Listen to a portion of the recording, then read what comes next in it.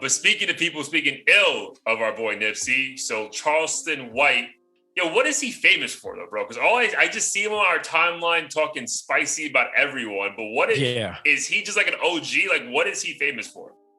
So he is an OG. I believe he actually went to prison for murdering someone way back when, but he's like a youth community activist from Houston, I want to say. And over time, he's kind of gone viral for things here and there, but he's definitely spoken out quite a bit against, gang rap and the kind of activities that have been taking place. But obviously, he's making headlines because he's taken a very aggressive approach with his points. Mm-hmm. And yeah, he's been going viral because he's been saying disrespectful things towards rappers that have recently passed away, and even antagonized some rappers that exist that have called him a snitch or a bitch or whatever, any name in the book. Yeah, so I know for like when I first saw him on the scene he's adamant that Young Thug and Gunner and YSL is everything the feds are accusing them of.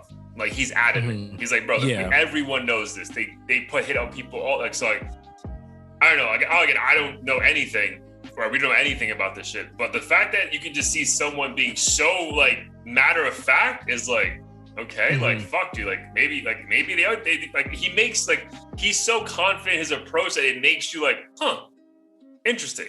So that was one thing. But then I guess the recent backlash that he's gotten was with the whole Nipsey thing, right? Like, I think he asked for the person who is in jail for killing Nipsey to be released. And I think academics or whoever asked him why. And it was like, well, he's a true gangster. He didn't snitch. And, apparently Nipsey said this, called him a snitch, and he retaliated. And that's just what gangsters do, blah, blah, blah. So your thoughts on those comments in itself? Yeah.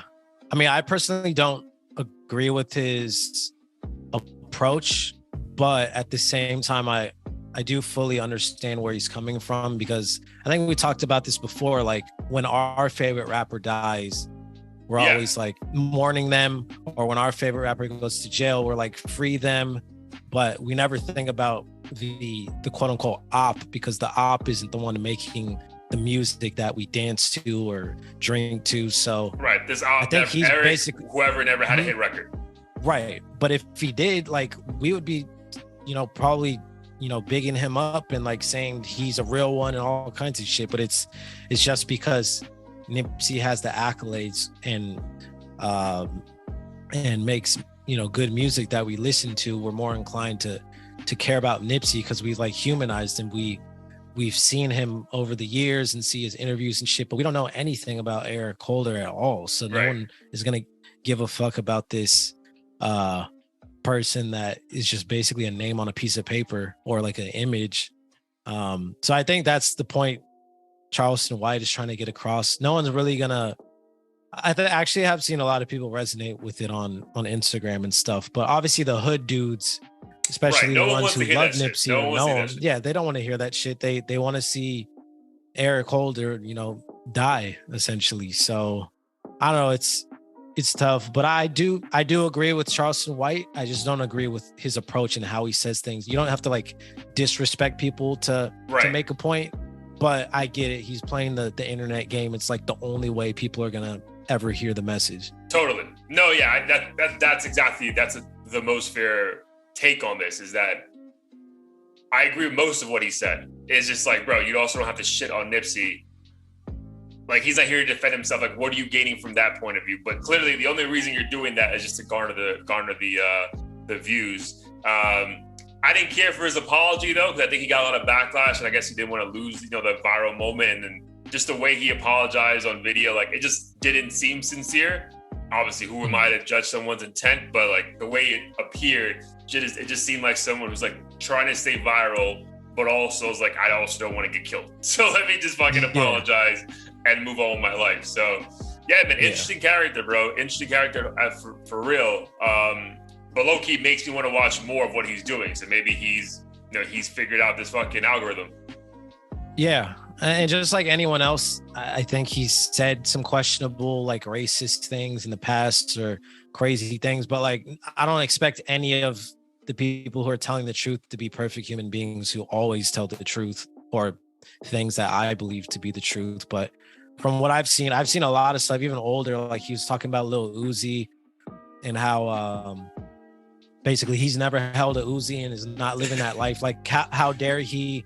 Remember what's his name was called a snitch? He was like 14 or something because there was some paperwork that he like saw his friend get shot when he was like 11, and I guess he cooperated with the police. Oh fuck! I forget his name, but he had like a viral song. Yeah.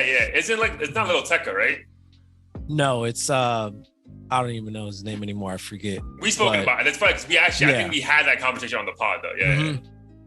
And he basically was criticizing the industry for like blackballing this kid for doing the right thing when he was like 11. Like you really expect him to be living that lifestyle at that point. So I think he is trying to shed light on the hypocrisy and like dumb shit that doesn't even make sense within the industry and street rappers. But I don't know, man. I think people are just afraid to look like a square.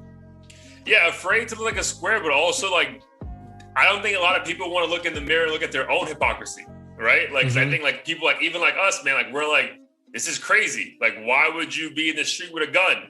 And it's like, yeah, that's crazy. Why would you listen to this nonstop and like, you know, help these people make millions? So I think like a lot of people just don't want to look at their hypocrisy, right? Like, 'cause the funny thing is, I can imagine a Charleston White, just what he presents himself, that like if he's criticizing an artist, I imagine he's also not listening to them. Like I thoroughly believe that, right? So I feel enough of America or enough of like just the industry as a whole, like most people want to do both. And I feel like I agree with his points. Like you can't have it both ways. You can't say, yo, stop killing. Like what you said, there's over 400 million or over 400 deaths in Chicago this year. Yeah. And it's like, why? And then Chief Keef's our favorite artist. It's like, bro, which one is it? Like, which one do you want to support?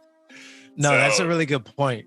Because when I hear him, I believe he believes what he's saying, and like he won't let his kid or kids around him listen to King Von or some other dude. Like, he legitimately thinks it's like the devil's music. Whereas we'll be like, man, that's kind of hypocritical to like be holding this super spiritual vigil for some of these rappers who have like bodies on bodies, but we'll still throw on a Chief Keef, King Von song. And act Dude, like I literally can imagine us like with our kids, like sitting them down one day and like, listen, like no bad words and blah, blah, blah.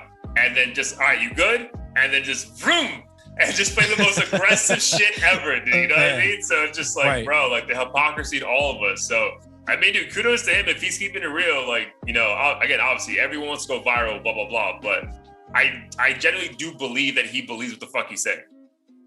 100%. And I feel like I have to respect it if someone not only says their truth, but actually lives their truth. Then I'm like, all right, this is just your reality. Like, even if I don't agree with it, like at least I can trust you to keep your word, basically. I'm gonna get the same version of Charleston White wherever I see him, as opposed to like, you know, just trying to, whatever's the trend. Because it's, trust me, he is going against all trends. Like, this is not like, no one's really trying to hear this shit. So, again, kudos to him. A little bit aggressive in the approach, but kudos to him.